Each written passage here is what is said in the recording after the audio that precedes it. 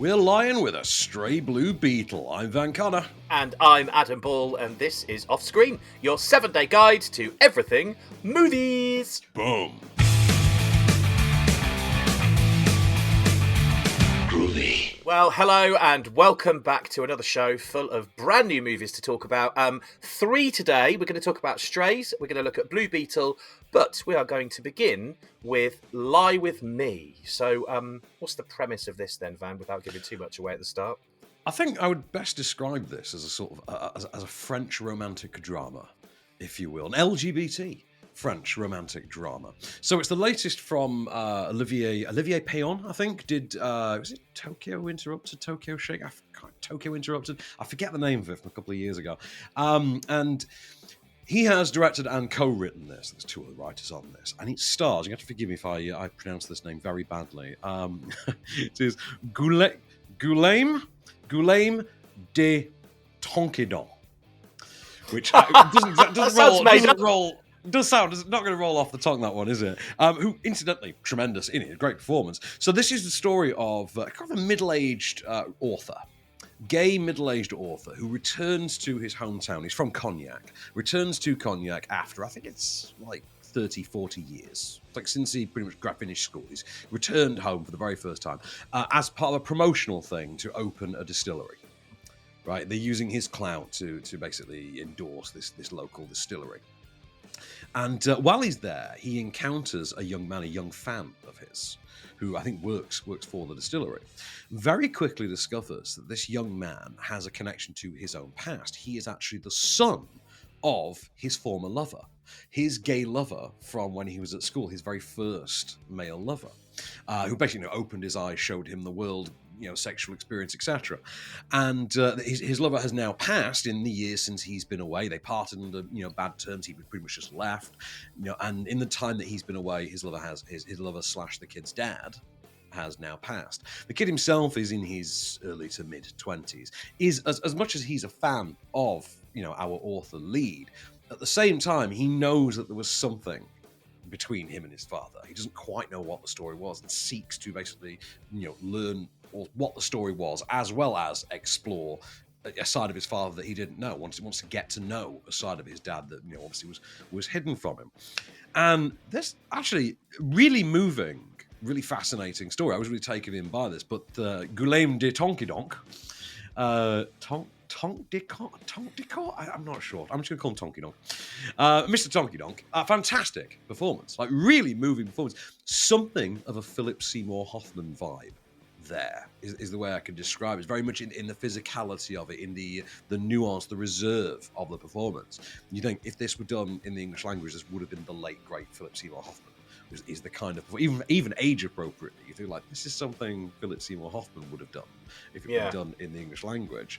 Victor Belmondo, who plays his name is Lucas, the son of the former lover. Really captivating performance as well, because that is one where there are levels to it. There are a couple of subversions and twists. As I've just laid that plot out for you, it just kind of come in stages, in waves and reveals. And the way that he plays it at any given time really keeps it going. It does add to the suspense. It's a great performance, but it's effectively largely a two-hander. In the present day sequences, you get the two-hander between Belmondo and Mr. Tonquédon, and so it's a great performance. There's the fact that I thought they might pivot this into something of a sort of awkward love story in and of itself, but they don't, which I actually really appreciate. I thought that might take it too far into the realm of melodrama, but cut against all of this are these flashbacks to where you get the father and our lead in their teenage years, and we actually get to see that relationship played out. Rather than simply be told, we are actually shown how it goes. And I say, really, really moving, riveting story. There's a lot of sort of latent homophobia. There's a lot of repressed feelings, things like that. And I thought this was great. I was briefly quite confused because "Lie With Me" is also the name of a movie from 2002. Which have you ever seen 2002's "Lie With Me"? No, who's in that one? It stars, these are names that you probably wouldn't have heard in a long time if you did know them. Eric Balfour from 6 Feet Under, and Lauren Lee Smith from Mutant X, and it was filthy. It was a very rare, I think it might have been Canadian made, but it was filth. Well, we're talking 50 Shades kind of filthy. Worse, far worse. This was one Whoa. where there was a lot of talk. It flew off the shelves at Blockbuster back when I worked in Blockbuster, like because it was really out there. The like, top shelf ones, yeah.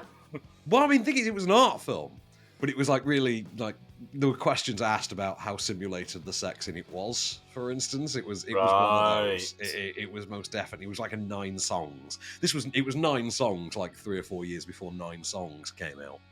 But I saw the title for this and got that it was a romantic drama. I thought, have they reissued Lie With Me? Because we nearly reviewed The Idiots this week until I realised that it was just a reissue of Idiots from, I think it was 2002, or also 2002. But no. So don't get those two confused. It's a very different film. And this is not, what I say in any way, a salacious movie. It's not a smutty movie. It is, in every sense of the term, a romantic drama. But it is about this really moving, very well-defined and well-drawn relationship between these two men, one of whom isn't really even in the film.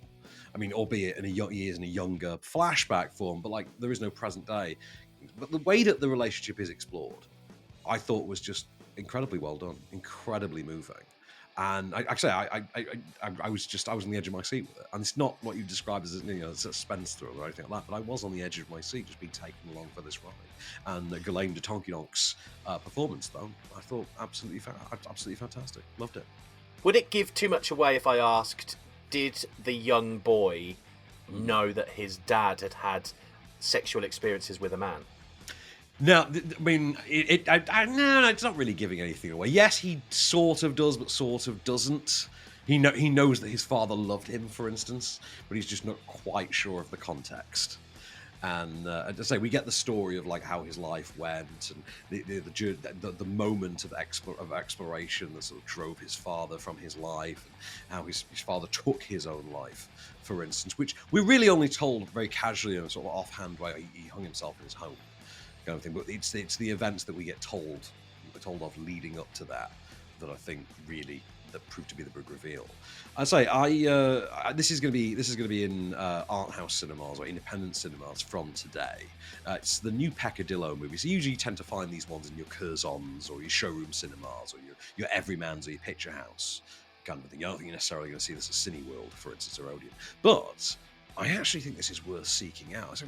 I was really taken in by it. I thought the relationships, the exploration of these characters, I thought was incredibly well done.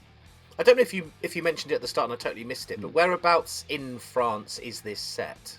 Did they give that away? It's set in Cognac, yeah. Because I wondered myself, I thought, which unnamed village is this? And yeah. Because obviously distillery. So they bring the distillery, so I'm like, where the hell is this set? And yeah, it's Cognac, so it's the distillery, yeah. Of course, I see. Yeah, that makes sense. You can imagine a lot gets drunk during this movie. Well, in a place like that, yeah, it'd be a shame not to. Great, okay. I mean, well, I'll be really honest. I'm not going to rewatch this before I rewatch the very filthy 2002 Lie With Me, starring Eric Balfour and Lauren Lee Smith, which I now absolutely have to seek out again because I'd forgotten that existed. But well, there you go. You check that out, man. You're welcome. Okay, it sounds worth looking at. Maybe you want to watch this Lie With Me first, though. You can make your own mind up. As Van said, it is in independent cinemas from today, so search around and you will probably find it. Right, we are going to talk about probably the big one for this week, Blue Beetle, in just a second, and we'll see what Van thought of that, so stay right where you are.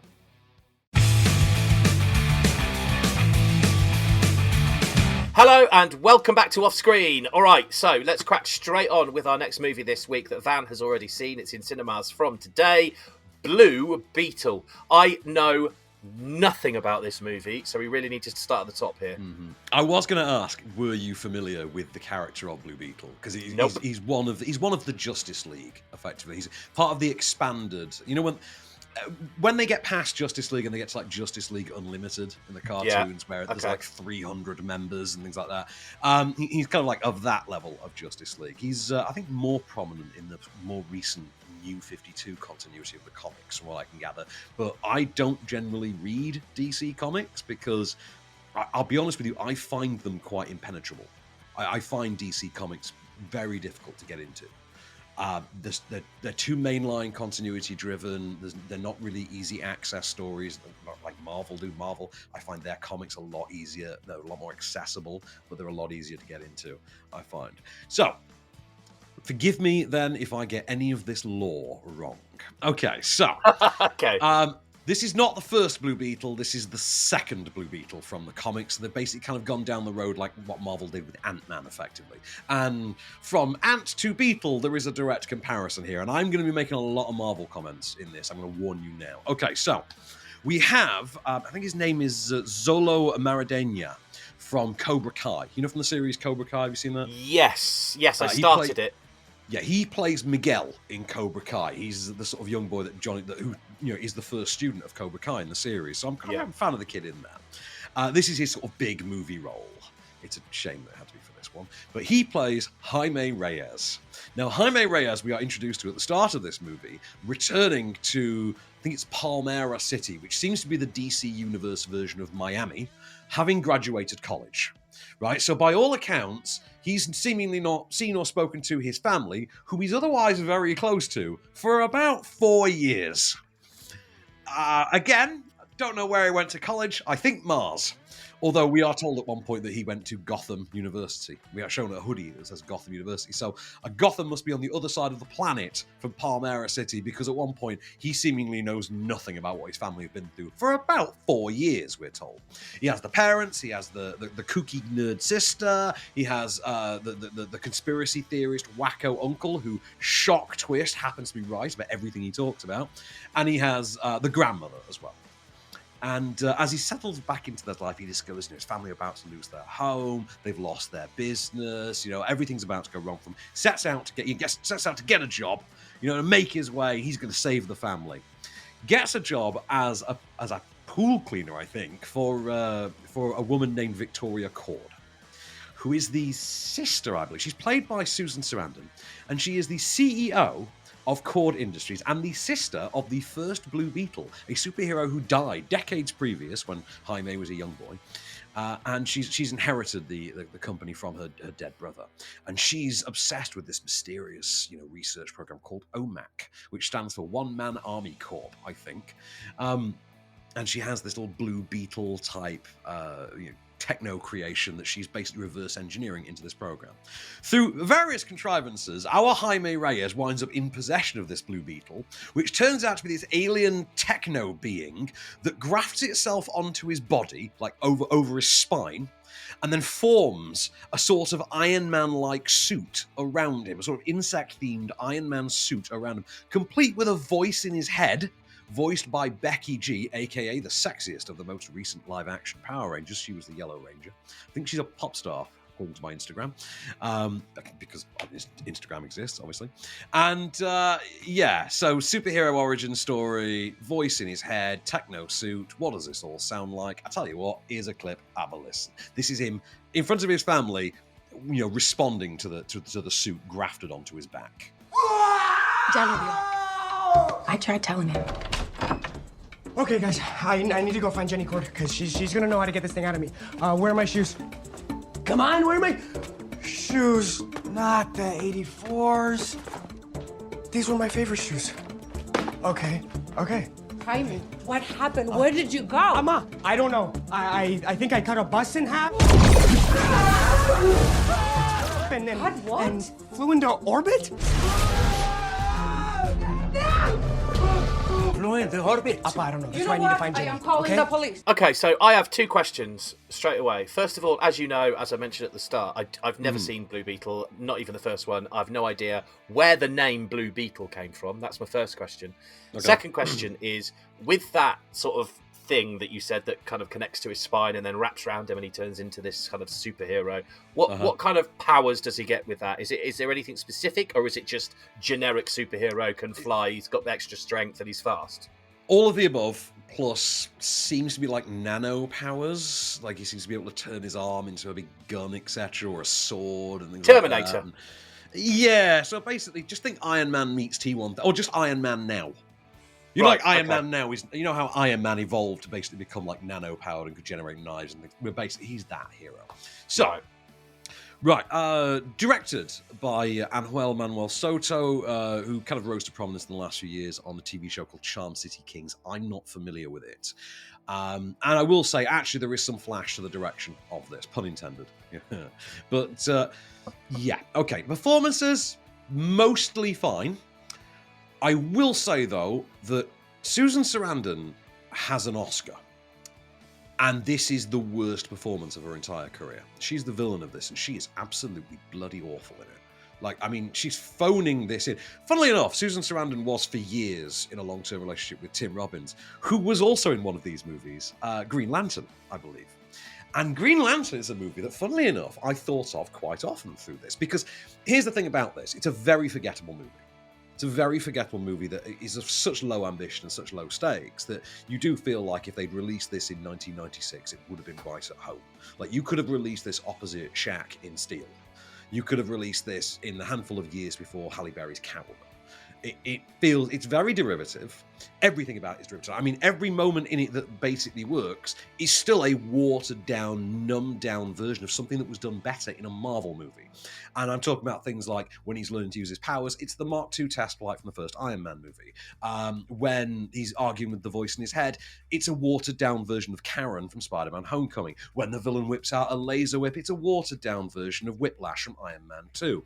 When blah-de-blah happens, it's a watered down version of the ancestral plane from Black Panther. And insert bits here. It's a hodgepodge of bits that were done better in better Marvel movies. Like, this is a movie that does make Iron Man 2 seem ambitious. Which, you know, God. Right. I do feel very bad for Zola Mardenia because he has infinitely more charisma than this film calls for. Having said that, the film does itself no favours by at once leaning on its diversity creds in a very admirable way. Like, this is leaning on its diversity creds in a way that, you know, like, for instance, Crazy Rich Asians did. And it's worth applause for that in the same way that, again, Crazy Rich Asians was. However, this is a lot more patronising about it at times than that movie ever could have dreamt to be. I mean, we're talking about a movie that literally features, you know, for all of its, you know, quite advanced exploration of race in America and the statements it makes, that does fall back on really cringeworthy stereotyping, like George Lopez, who incidentally is the scene stealer of the movie, having a car horn that plays La Cucaracha. And you're like, oh God, in 2023 we're doing... Hello, 1970. While he's driving a car that he's named The Taco. And you're thinking, good God! Has anybody involved in this movie actually met any other Latinos, or was like on the set the first day filming on the set, was that the first time? Because it does feel like that. Like, nobody involved in screenwriting this had actually met anyone else of their own race. It's bizarre. Now, I didn't hate it because it's not an inherently bad film, and as you could have predicted in advance, the comparison I'm about to make, let's be honest, we knew this was not going to be the worst DC movie of 2023. Nor indeed could it be the worst DC movie ever, because The Flash exists! And Batman v Superman exists! And both versions of Justice League exist. It's not inherently bad. I would say, on the sort of level where this sits, Green Lantern. Think back to 2011's Green Lantern, the Ryan Reynolds Green Lantern. It's no better or worse than Green Lantern. And I say that as someone who didn't inherently have a problem with Green Lantern. It was fine, but it was boilerplate, and it felt very much past its sell-by date. Both movies, incidentally, as I say, are movies that you could have just chucked out in 1996, and they probably would have gone down gangbusters. This will find its home on streaming. When this winds up on HBO Max, which it inevitably will, you know, in a month's time, or when they give up, when this is bombed at the box office this weekend, which it will, this will wind up on streaming in 3 weeks to 30 days, and, you know, it'll find its legion of fans there, and the same guys who touted out #release the Snyder Cut to basically no real avail, because even the people that gave in to that now seemingly regret doing it. You know, it'll find its home with them, for them to ignore on streaming. You know, just as The Flash did. And we're going to keep going through this motion, because although they have tried to claim that this is the first movie of the DCU, as it's now called, notice they've lost the E for this one, it doesn't seem to be, at all. And there seem to be offhand marks here and there about other superheroes, but there's no ties to the thing. I think they're very much trying, because it's so disconnected, I think they are trying to graft it, pun intended, given the nature of the hero's power set.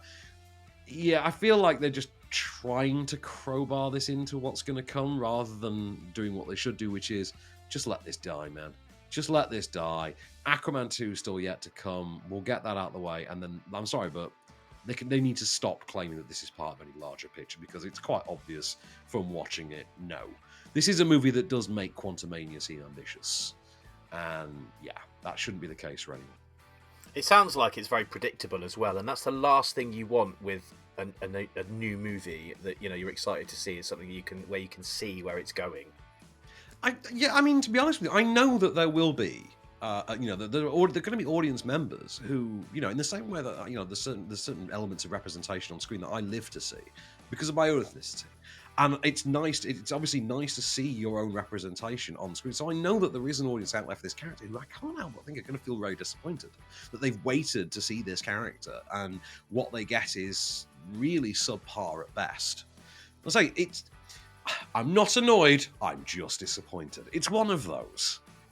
Well, that's a fair evaluation, I think. Yeah. Well, if you want to make your own mind up and maybe be excited or disappointed yourself, Blue Beetle is in cinemas from today, and as Van said, likely to be on streaming in 30 days or so. Anyway, so you can wait for that if you want.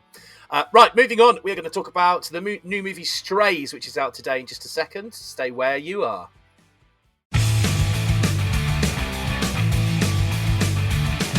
Hello and welcome back to the show with our final movie to review now then. We're going to look at Strays, which is another movie out in cinemas from today. Now, I'm getting positive vibes from you on this one, Van. Right, so, Strays, new comedy from Josh Greenbaum, who... Not great pedigree on this guy, because he was the director of Barb and Star Go to Vista Del Mar, I think it was, which was a really misfiring comedy from about 2 years ago with it was Kristen Wiig. So, strap on in. You're going to love this. Okay. So this is a live action. I want to stress, this is a live action movie about talking dogs. Okay. But animated in like Babe the Gallant Pig kind of a way, where their mouths actually move, so they appear to actually be verbally speaking. Right. And they're given celebrity voices naturally. And yeah. So what you've got here is in the vein of something like Ted, because they're touting Ted in the marketing. The idea is that it's crude, it's R-rated, and it's offensive. Okay. And the voice cast includes Will Ferrell in the lead. Jamie Foxx as the sort of badass one of the dogs, Isla Fisher, and Randall Park, and they are the four dogs at the centre of this. So, the story is narrated by and centres on Will Ferrell's character of Reggie, who's a scruffy little pup who's got this alcoholic layabout owner who just like abuses him and neglects him, played by Will Forte from The Last Man on Earth.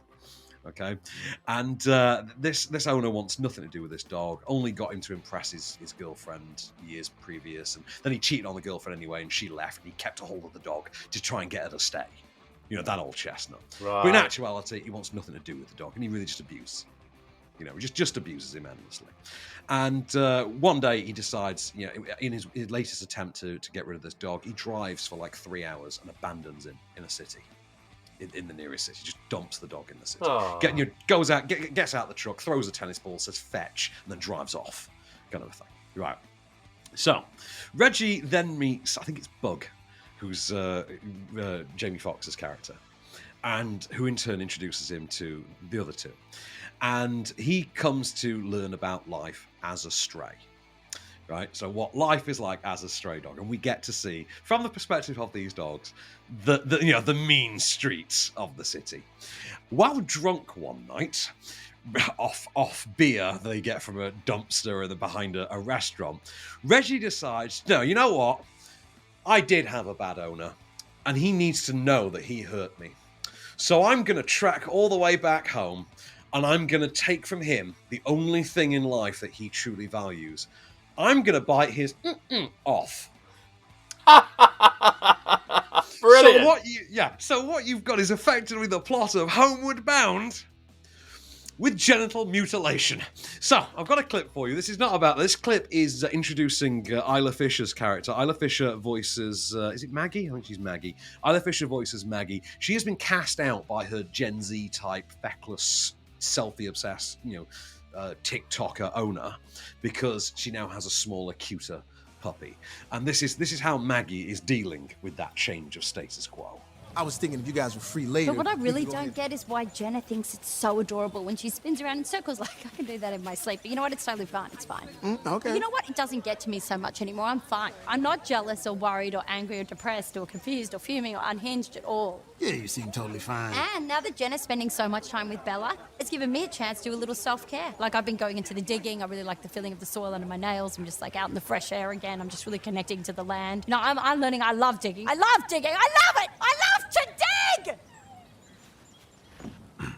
What's happening? I know I am going to love this movie. And I've got to say, live action, and as you say, it's like live action with just the mouths being kind of put in post-production. That must take ages to film, to get the dogs to do the right things and go the right places and all that. I don't know, actually. I think with the state of CG animation where it is at the moment, actually, I'd imagine this is a bit more straightforward than you'd expect. Now, this does suffer, to an extent, from the thing that most studio comedies suffer from, which is to say, most of the funnier gags are in the trailer. However, that being said, I did really enjoy this. I mean, it is objectively sort of a 3.5-star kind of a movie. I personally, though, found myself quite taken in by the subtext they go for about toxic and abusive relationships. I thought that was quite cleverly done, because they do explore, like, going back to an abuser and things like that in a way that I thought actually was a cut above what the film really called for. The voice cast are all really funny. The gags are sharp and they do land. The crude R-rated side of this, I thought, worked really well. It works in that very Ted-like way. Like, I'm a sucker for the moments in Ted when the joke is effectively, look, it's not anything groundbreaking, but the fact that it's a teddy bear doing it is what makes this funny. Yeah. It's the teddy bear saying all the cuss words. That's why it's funny. You're like, yes, it is. And this very much goes down that road with it. The characters are quite well drawn. They all get their own individual arcs. I particularly liked Randall Park as Hunter, who's the massive therapy dog with a cone around his neck and a certain appendage that everyone keeps talking about that has to appear in the movie at some stage. One of those. It works really well. You're going to love it. I think you will love it, because obviously if you've not been subject to all the marketing, then there's a lot more in the way of surprise for you. What I will say is, this is not up to Ted standard. Like, Ted for me is a 4 to a 4.5-star movie. This is, however, quite in line with Ted 2, which then goes back down to a sort of a 3.5-star movie with some moments. Like, I still think the improv sequence in Ted 2 is one of the funniest things I've seen in a movie in the last decade. So, have you seen Ted 2? I've seen Ted and Ted 2, but I can't remember. There's a bit when they talk about, we need to celebrate, let's go to the improv and shout inappropriate suggestions. And they do, and they start invoking things. Yeah, they start mentioning, like, the officers of Charlie Hebdo and Robin Williams and 9/11 and stuff like that.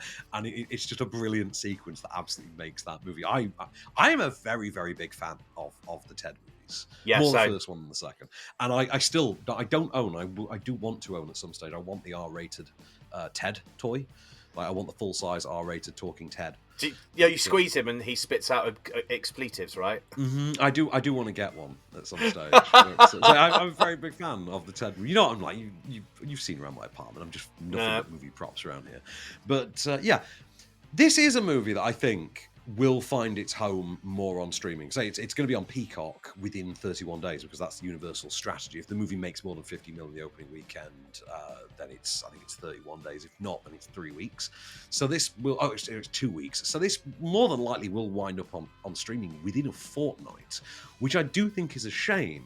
But that being said, because it's nothing really groundbreaking, and it's certainly not a TED standard, I don't see there being much in the way of mass appeal to get audiences into cinemas for this. That said, it's a talking dog movie with, cuss words and R rating and a lot of toilet humor and literal toilet humor at stages. And this is in the trailer. There's a moment involving Dennis Quaid playing himself, that I thought was absolutely hilarious. They just have Dennis Quaid just show up to be Dennis Quaid. And I think they missed a trick because the joke seems to just be he's Dennis Quaid rather than he's Dennis Quaid, star of A Dog's Purpose. Which kind of, it's one of those things where if you don't know that Dennis Quaid, was in the Dog's Purpose movies, then I don't quite know what the gag is other than he's just playing Dennis Quaid. But it's one of those cameos that kind of works on the level of Liam Neeson in Ted 2, when Liam Neeson turned up to play himself in Ted 2. It's like that.